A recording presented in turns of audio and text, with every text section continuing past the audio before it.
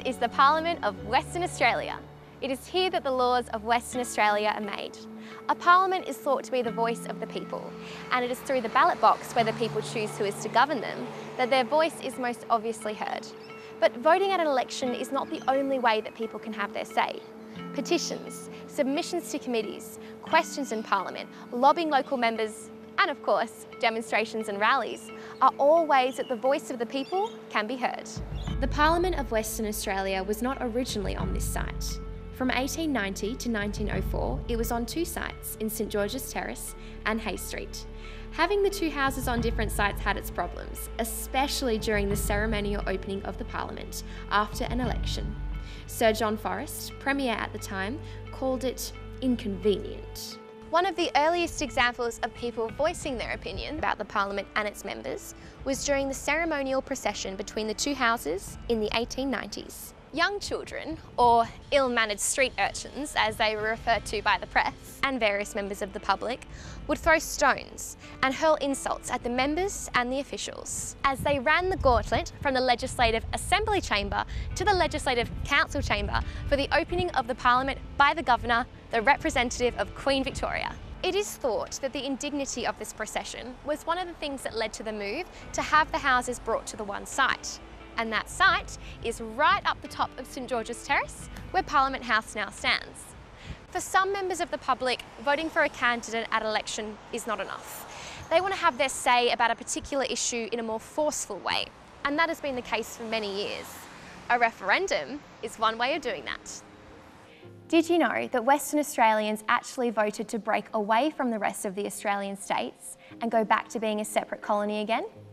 It was 1933, in the depth of the Depression that had gripped the economies of the world, and Western Australians had voted at a referendum in favour of seceding from the Australian Commonwealth because many believed that the Federation favoured New South Wales and Victoria, whilst penalising WA. A record 91% of eligible voters turned up to cast their vote in the referendum, and it was a 68% vote in favour of secession. It was a very emphatic result, and so the government acted on the will of the people. But it was not to be. The Commonwealth Parliament put forward a very forceful argument for the Federation to remain united, and the British Parliament had the last word and refused to allow Western Australia to secede. The people do not always get what they want, so does people power ever work? One example of a government having to withdraw a planned policy after protest from the public was the solar panel rebate backdown by the Western Australian government in 2013. Many people had signed contracts to get a rebate from the government for selling excess electricity produced by their solar panels and selling it to the government-owned electricity provider. In the budget, the government planned to lower the rebate, and people who had signed 10-year contracts were not happy. The government did not expect to be met with such strong opposition, and eventually the government withdrew the plan and the people won. The rebate stayed. Protests are one way of getting your voice heard, but there are other ways of making sure your point of view is presented to the Parliament. Petitions, submissions to committees, questions in Parliament, and lobbying your local Member of Parliament are all ways of getting your voice heard. The first constituent I got, he had to pay 28 cents more on his electricity bill, and he wanted to know why, so he was my first constituent. My second one was who I found out a bit later was a bit of a con man, wanted $750,000 to get a boutique railway from Perth to Albany. So there's no set thing. I go to work each day and I don't know what's going to happen. Don't know, small issues. As I say to people when they come in, they say, oh, it's only a small issue, but I say, when you sit in that chair, you're the most important person in the world to me at this time. When I speak to young people or people and new electors, I say, you might have an opinion when someone comes in. They don't want to hear your opinion.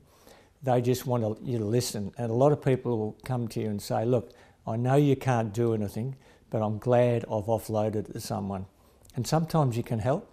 Sometimes the ones who you think, well, that's really easy, you can help, but it's the ones that you can't help, that they're going home to an environment that isn't friendly, or they're the ones that keep you awake at night. thinking, well, I just wish I could do more. So you can't always help them, but you do as much as you can. Grievances are a great opportunity for government and opposition members to raise matters particular to their electorates or an issue that's affecting their constituency. So it's simply a term of grievance where they get an opportunity to grieve, to raise an issue with a minister, and the minister responds. Now that takes place over a 7-minute period for both, so the Member of Parliament has 7 minutes to raise the grievance in Parliament to the minister, and the minister has 7 minutes to respond. And a lot of members use that as an opportunity to raise an issue that's of particular concern for them in their constituencies. The ministers have an opportunity through a brief ministerial statement, it's a 3-minute period, to raise a matter related to their portfolio. So if the Education Minister has a particular issue or a policy or a decision that's been made, they may use a brief ministerial statement to alert the House that, of that particular issue from their portfolio. The Row 8 protest was an obvious example of the people demanding that their voice be heard. Former member Lynn McLaren was involved. Well, the actions to stop Row 8 started years ago with a petition, really, that was tabled in the upper house calling for an inquiry into whether it was necessary. And all through that time, we asked questions in Parliament, and the community protested. They had rallies, they had community picnics, they built significant community support for the wetlands and opposition for the road. They held lots of public meetings. In addition to that, once the government started clearing the bushland, the community was already prepared to defend the area. And the protests that ensued over those weeks during the election served to put this issue on the news every single night. It demonstrated to the government that there was a community prepared to defend their bushland. And I think it revealed quite a lot about the seriousness of the issue and the degree to which the government would go to try to force through that road. The committees, they're very important. I think they, in many ways, represent the Parliament more than the government does. True parliamentary democracy, you see it more in the committees than you do in the government, because it's about going out there and discovering things, and then, everyday backbenchers discovering stuff and presenting a report to the government to say, this is what you should do.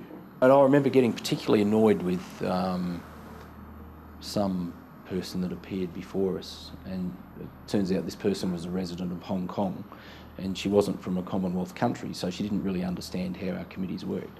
And she was rude about our committee and the whole system, and obviously didn't understand how any of it worked. And I can remember just basically telling her to be quiet because she didn't know what she was talking about. And the committee, there is a big level of ignorance about committees and their roles and their powers. And a lot of people, I think, are influenced by what they see from the United States in their parliament, where they seem to have more powers. And of course, they go into all kinds of sort of Hollywood acts when they've got people before them and things like that. Whereas our committees aren't like that as a rule. They do have specific powers.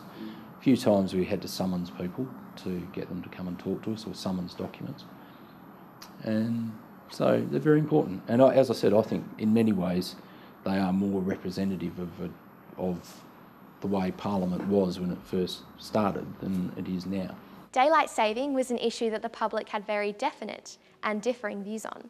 In rural areas, it was not popular, but in urban areas, there was high support for it. However, 4 referenda later, there is still no daylight saving in Western Australia. So it seems the people have spoken on the issue. One issue that caused a lot of division within the community was the shark cull debate. Over 300 people joined a rally at Parliament House in protest of the government policy, and 8,000 people signed a petition. The policy was a response to the tragic deaths of 6 surfers and swimmers at various beaches in Perth and southern Western Australia. the government called for the killing of sharks that posed an imminent risk, and baited drumlines were to be set to catch and kill sharks. The policy sparked public protests and drew national and international attention to Western Australia. A total of 72 drumlines were deployed off popular Perth and southwest Western Australian beaches from November 2013 to April 2014. A rally in the heart of the then Premier Colin Barnett's seat of Cottesloe drew thousands of protesters, which was soon backed up by poll results that showed the plan was opposed by large sections of the public. Public protests seemed to be having an effect and a possible influence on government policy, until 2 more shark attacks in 2016 at beaches to the north and south of Perth, and the tragic deaths of 2 people revived the government's policy stance. Many people do not want to protest, but simply want to speak to their local Member of Parliament about a particular issue or problem they may have. The Member for Armidale, Dr. Tony Butty, talks about the sorts of concerns constituents have when they come to see their local member. We have some really strange people and strange requests that come into our office. There was a lady that came and saw me. She was an Australian who lived in America for a number of years, said that she had good friends in Hollywood, and she lived in a housing complex within a stone's throw of my office actually. And she said there was little men running in the ceiling every night, and they were coming and taking her underwear off the clothesline and her bras and so forth. And she wanted me to make sure those little men were taken away from the ceiling. I said I'll do my best. I did actually write a letter to the local police, who were very good about it, to tell you the truth, and they did go and visit her, but did have to tell her there was no little men running up in the ceiling. But there are also many very sad stories. And living in Armidale, we have one of the highest domestic violence rates in Australia. So some of the cases and demands I have to deal with are, pretty sad and pretty urgent. Some people have very serious concerns that they want their local member to know about. A group of people from the Kimberley in the far north of Western Australia brought a message stick to the member for Kimberley to draw attention to youth suicide in that region. This message stick that I brought from the people in the Kimberley, this was carved by an old Aboriginal man who came from the desert. And this story tells you, it has a message in it, because of the way that families had been treated, and then the end result is we see in a lot of suicide that has happened over that time. Lots of our young people in the Kimberley have been affected mentally through all this sort of trauma. And I guess in one sense, I was able to think some of the younger ones have found it extra hard. There's 7 lines over this side and there's 7 lines on this side. And that tells the story as to how many families were affected in that one small community through the loss of their family and young members through suicide. Sometimes people cannot get to the Parliament, so the Parliament comes to them. In the past, the WA Parliament has held sittings in Geraldton, Kalgoorlie, Albany and Bunbury. The Parliamentary Education Office also tours to regional areas with an outreach program to schools to help regional students gain an understanding of the workings of the Parliament. One of the best ways to understand your Parliament is to visit it.